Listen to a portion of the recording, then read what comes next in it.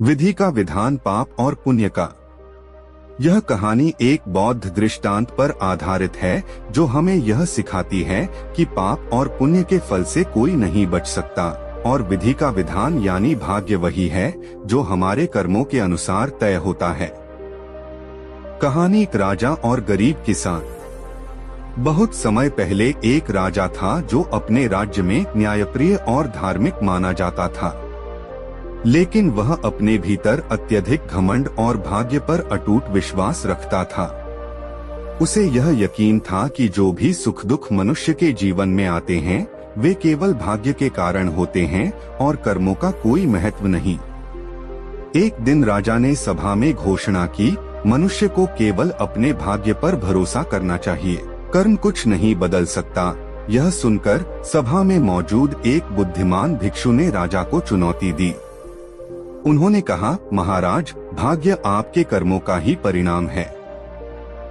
यदि आप अपने कर्मों को बदलें तो भाग्य भी बदल सकता है।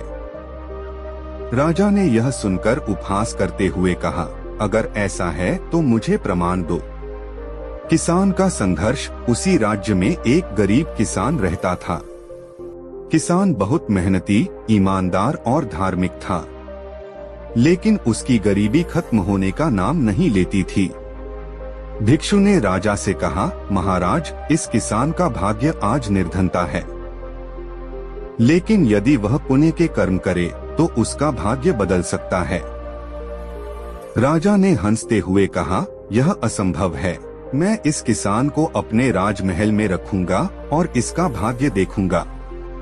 राजा ने किसान को राजमहल में बुलाया और उसे बहुत धन दिया। साथ ही उसने भिक्षु से कहा, अब इसे पुण्य के कार्य करने दो और देखो इसका भाग्य क्या बदलता है। किसान का परिवर्तन।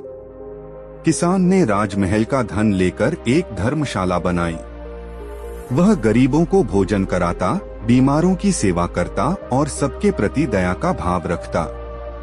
धीरे धीरे उसकी प्रसिद्धि पूरे राज्य में फैल गई। कुछ समय बाद किसान को राजा ने पुनः बुलाया और पूछा, क्या तुम्हारे जीवन में कोई परिवर्तन आया? किसान ने उत्तर दिया, महाराज, मैं पहले भी संतुष्ट था और अब भी हूँ, लेकिन अब मेरी आत्मा को शांति मिलती है क्योंकि मैंने दूसरों की सेवा की है। राजा का अनुभव। एक दिन राजा पर पड़ोसी राज्य ने हमला कर दिया।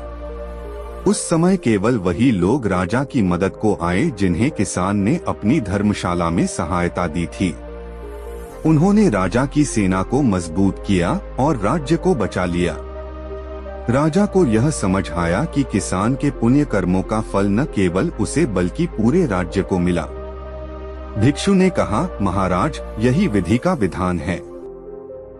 आपका भाग्य वही होगा जो आपके कर्म तय करेंगे।